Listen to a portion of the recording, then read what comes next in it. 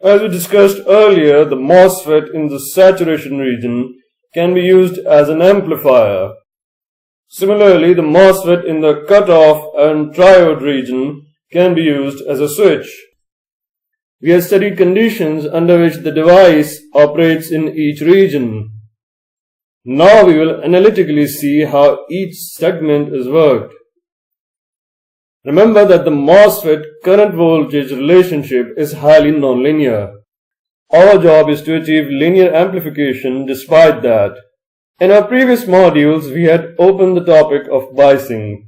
This is to fix the operating point of the MOSFET at a certain voltage and corresponding current, that is, in the almost linear segment of the transfer characteristic.